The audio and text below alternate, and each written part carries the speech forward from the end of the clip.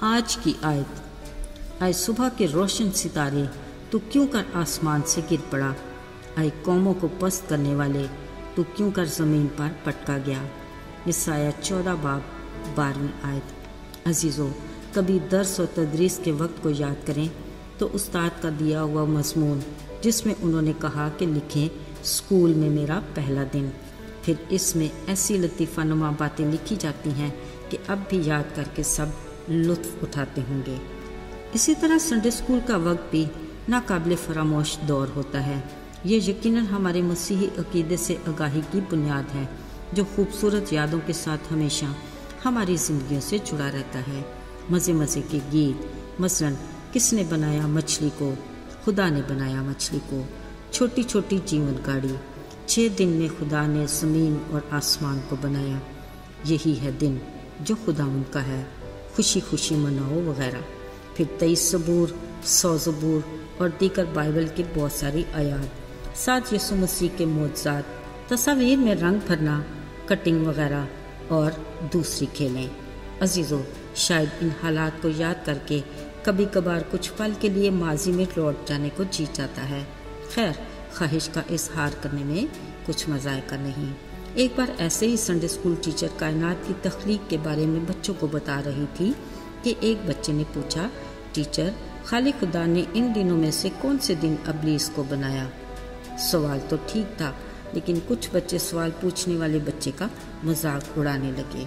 Teacher نے کہا، بچوں، سوال پوچھنا اچھی بات ہے، جس سے مجھے اندازہ ہو جاتا ہے کہ آپ کچھ سیکھنا چاہتے ہو۔ بلا شبہ خداوند کا کلام ایک عمیق سمندر ہے جس کی گہرائی، لمبائی، چوڑائی کا اندازہ ہم جیسے ناقص عقل اور محدود سوچ رکھنے والے نہیں لگا سکتے۔ اس کا عرفان ہی ہماری سمجھ سے باہر اور ادراک سے پرے ہے۔ اس بچے کا سوال یہ ہے کہ خدا نے ابلیس کو کس دن بنایا؟ کلام مقدس کے مطابق اور کچھ تحقیق کی روشنی میں ابلیس کو صبح کا ستارہ کہا گیا۔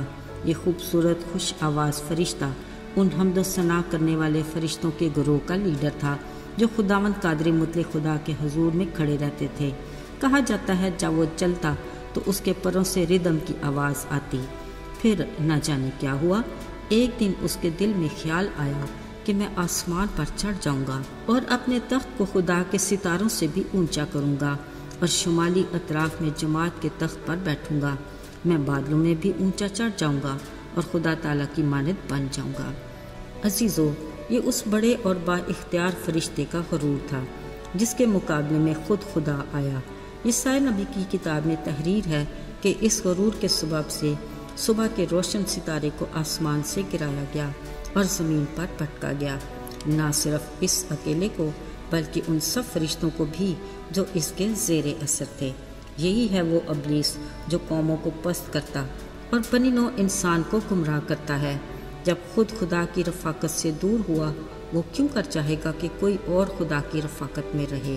یہ ابلیس ہمارا اصلی دشمن ہے جس کو کسی بھی پل خدا سے انسان کی رفاقت گوارا نہیں۔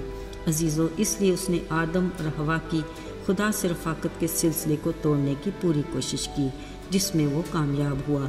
یہاں بھی ابلیس نے انہیں خدا کی مانند بننے کی خواہش کا تذکرہ کیا، جس کے باعث وہ گناہ کے مرتکب ہوئے اور خدا کی رفاقت سے دوری ان کا مقدر ہوئی۔ بالکل یہی خواہش اس نورانی فرشتے کی بھی تھی کہ میں خداوند تعالیٰ کی مانند بنوں گا، جس کی بدولت وہ بھی خدا کی رفاقت سے دور ہوا اور زمین پر پٹکا گیا اور ابلیس کا روپ اختیار کر لیا۔ عزیزو، غرور ہی گناہ کا وہ پہلا جراثیم ہے جس نے شک اور نافرمانی کو جنم دیا، جس کے باعث گناہ کا مرض پروان چڑھا۔ اسی لیے خالق خدا نے کہا کہ مغرور کا میں خود مقابلہ کروں گا۔ ذرا سوچئے، جس کے مقابلے میں وہ خود ہوگا، اس جنگ کا انجام کیا ہوگا؟ اس سچائی کے باوجود انسانی فطرت میں غرور اور تکبر کا عنصر نمایاں ہے۔